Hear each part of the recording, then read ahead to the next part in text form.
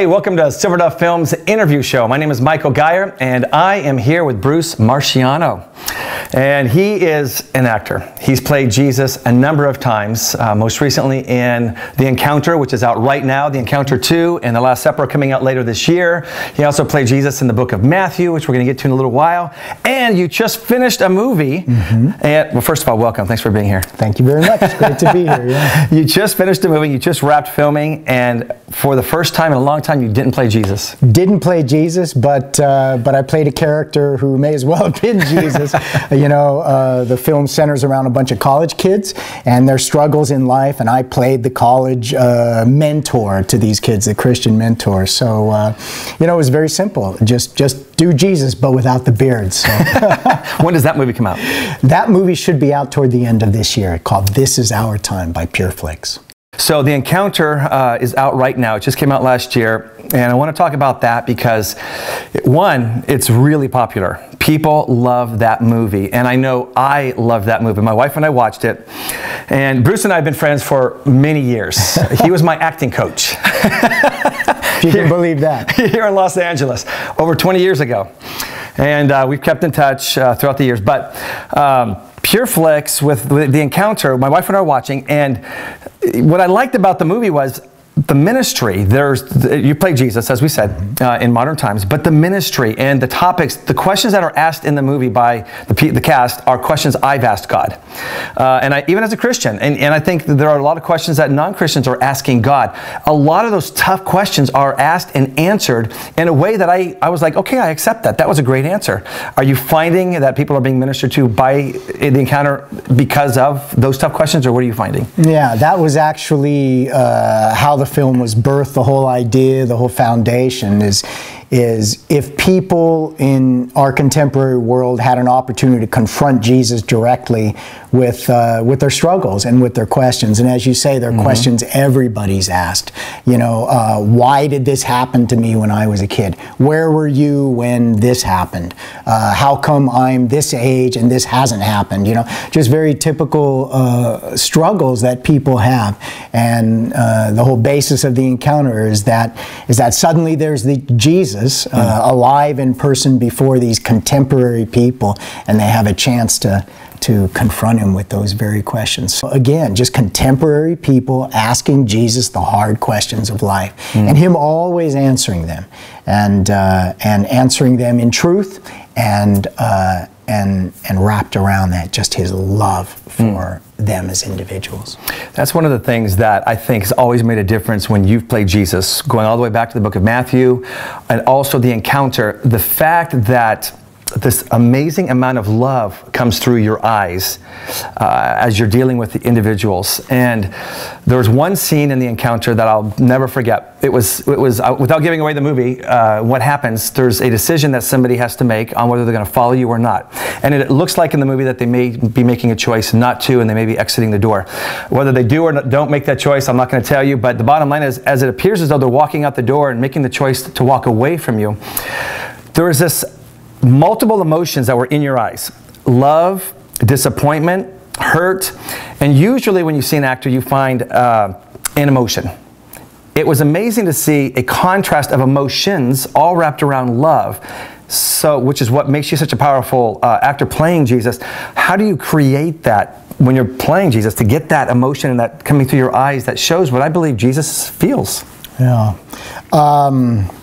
Wow. You know, for me, and it dates back to the first time I played Jesus back, you know, in the 90s. We did the Gospel of Matthew, and you know, I had been born again a few years, but then suddenly being offered the role, it hit me that with all the hallelujahs and everything, I just really had no idea who he really, really is. And so that film caused me to begin to seek that out. Who are you, Lord? You know, what's in your heart? What are your priorities? You know, and I just began this search for the heart of God. That's really the only way I can put it. And without taking the 10 hours it would take to tell the whole story, I was just floored. I was, wow, by this man / God named Jesus, and what was inside his heart for, if I may, for you, just for you.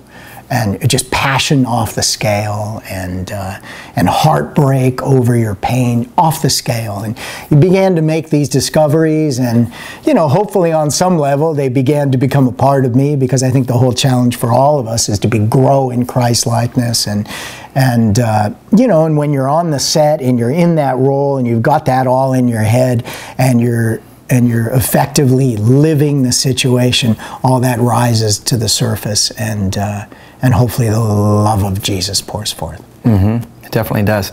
Well, I do have a clip from the encounter, so let's go ahead and take a look at that now, and we'll be right back.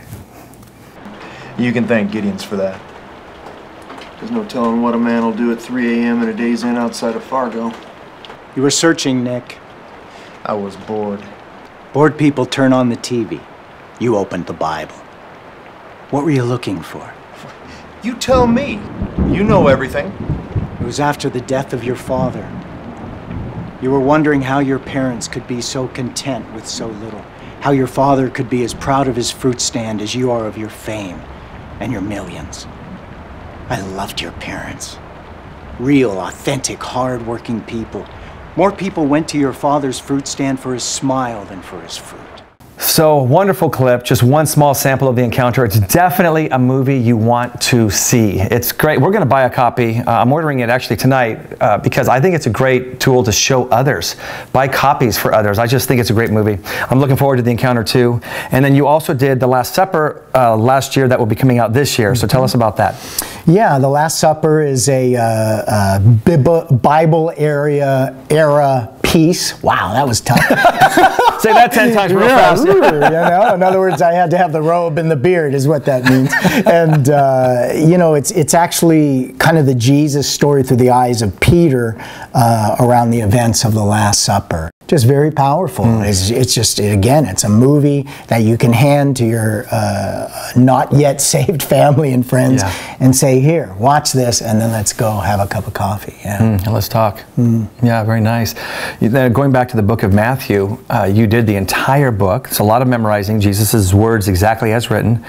And then talk about the crucifixion scene, because I know you spent at least a full day, maybe many days, hanging on the cross. What was that like? And that led you into writing some books, and if you want to talk about that.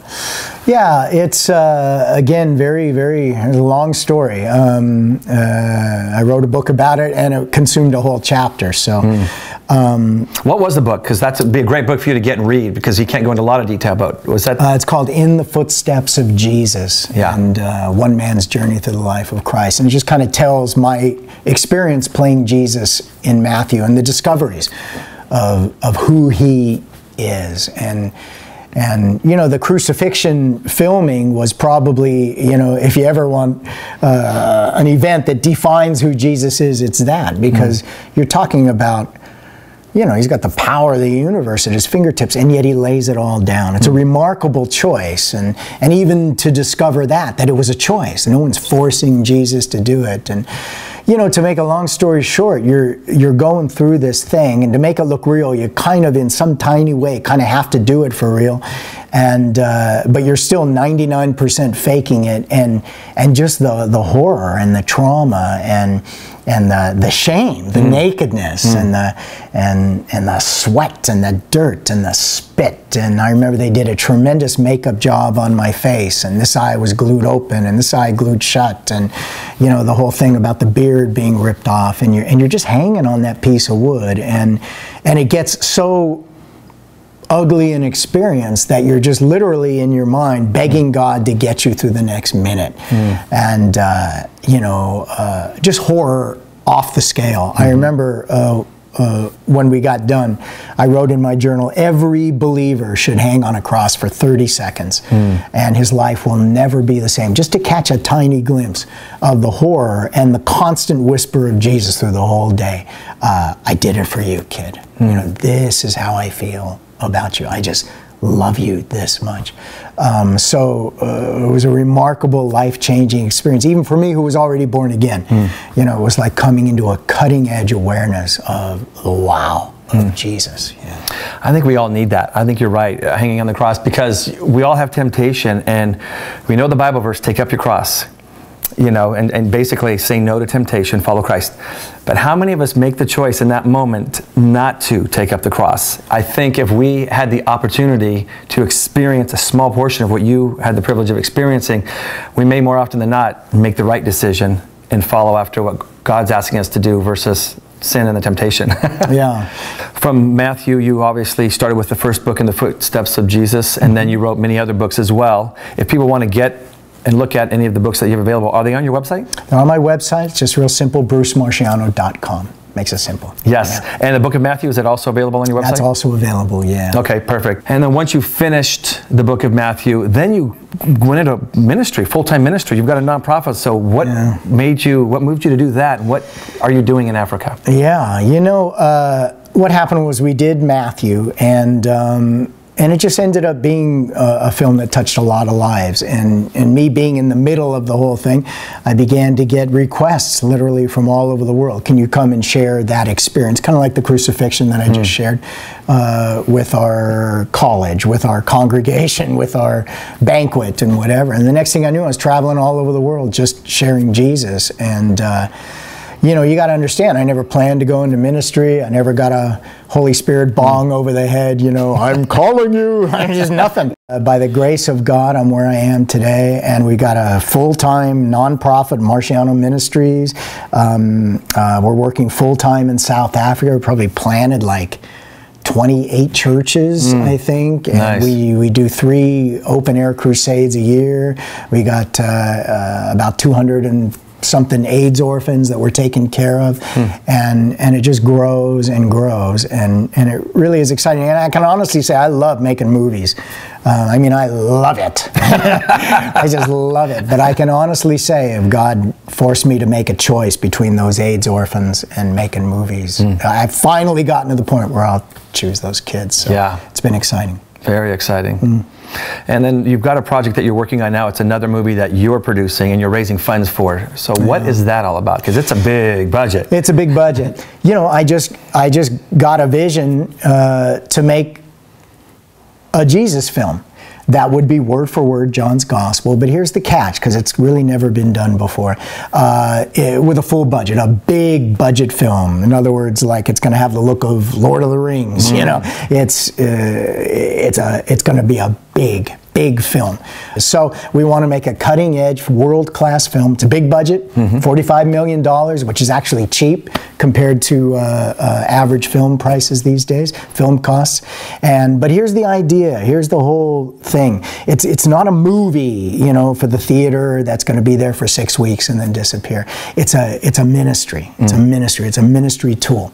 And so I'm trying to raise those funds as a ministry. In other words, by donations. $5 here, $10 there. And so the concept is that it would be a Jesus movie literally produced by the body of Christ in unity across denominations, and you know, and take it, and within that ministry framework we can give it away. Give it away. So it's pure ministry. That's great. Pure ministry. You know, obviously in the States some people can afford it at a minimal cost and things like that, but 90% of the world, people can't afford these movies. So we need to make it available to all the languages of the world and all those people. And the only way it can be done is if we do it as a ministry. So so people are welcome to join. You know, and, that's a great ministry. $1 at a time. $1 at a time. There's enough of us just in this state alone that we can make it. Yeah. Well, good luck. That's exciting. Yeah, it's very, very exciting. Yeah. You're a blessing to many people. Thanks, Michael. Africa, and then, of course, everybody who gets the opportunity to watch your films. But thank you also for being here today with me. Thank you. Thank you very much. Thanks, Michael. If you'd like to see more interviews like this, make sure you go to our website and opt in, and you'll be added to our email database. And every time we have another interview with actors or directors or producers, we'll send you an email so that you know about it. And then also, Silverdale Films right now is in pre-production for a short film. And we can use your help, and there's a lot of different ways that you can help us. So go to our website and click on the tab, the link that says Get Involved, and you'll get more details on that. But thanks for watching, and we'll see you next time.